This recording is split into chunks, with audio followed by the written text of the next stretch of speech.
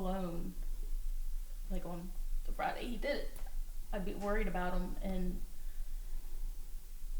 we have cameras around the house, and we don't keep them on for notifications, but when he would be home alone, I would occasionally turn them on because I'd be afraid of what he would do. And so, in terms of that, I mean, in terms of the bullying, did you notice that too with the friendships? It was like some guy you'd think, oh, this is my son's buddy. It's really a different dynamic, and I'm older than the parents than you guys, because like I said, I have little tiny grandkids now. My kids are grown. My oldest is almost 38, and it's a different dynamic. I mean, probably your high school friends are still your buddies, and some of mine are. It's like, but this is one of those things where you just don't know who your friends are, right? I think the thing that hurt him the most is, like she was saying, one of the leading kids that wrote all that stuff on the bathroom walls was one of his best friends. And he just turned on him one day and started writing on the walls, and it was, I mean, y'all saw it, you said you saw it.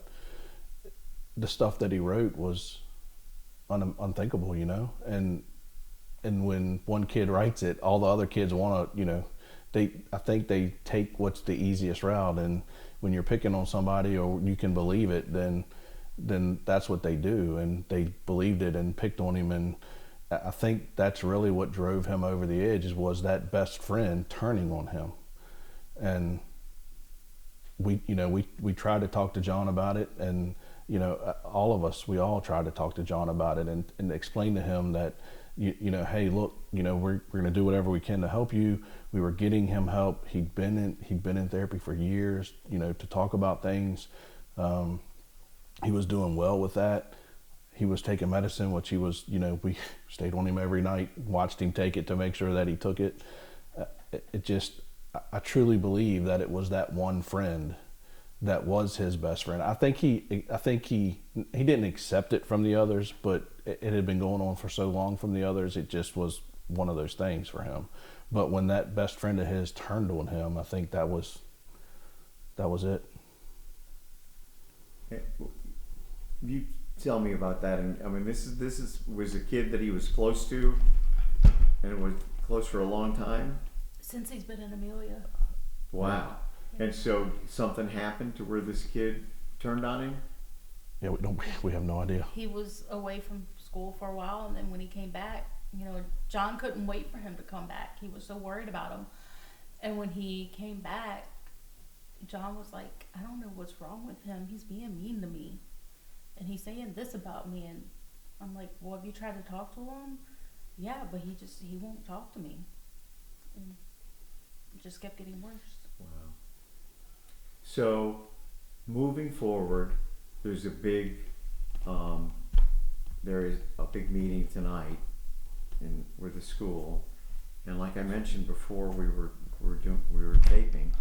We mentioned about how this seems like a persistent, it's not a situation so much with John. It's almost like a culture at the Amelia County High School, because too many parents and too many adults who went to high school posted on your posts or on others that on my post. It got like 4,000 different odd comments and things, and it was like they were horror stories of adults who said, I went to Amelia High School in 2004 and it was the worst 4 years of my life. And there were parents that had story after story after story, and some of these things, they dated back a decade, even 2 decades, back to the late 90s.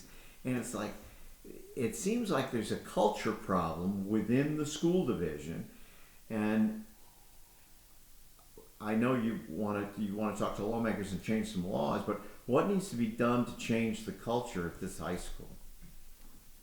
They need to be aware of what bullying is and what it does.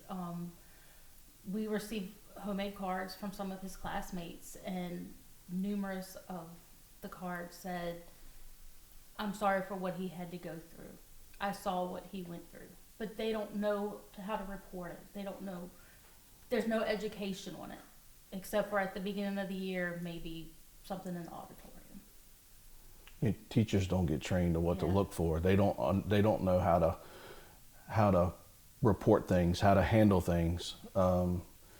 Teachers don't get support from the administrators. Administrators don't get support from the school board. It starts at the top, and it starts with the leadership, and the leadership has to stand firm and strong against what's going on, so that everybody below them clearly understands that they're supported, and that things are going to get changed. Virginia is one of the most lenient states when it comes to anti-bullying laws. There's no criminal code against it. It's an administrative code, and it's very basic, very basic. But just because Virginia says that doesn't mean that the localities can't strengthen it and can't make it stronger.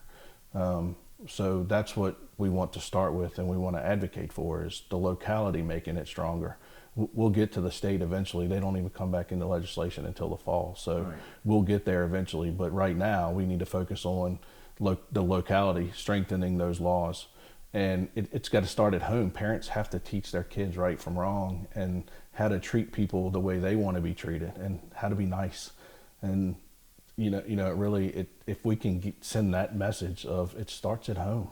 Everything starts at home. And there's a book out there, Everything I Learned in everything I needed to know I learned in kindergarten. Yeah. And it one of those pages is treat people the way you want to be treated.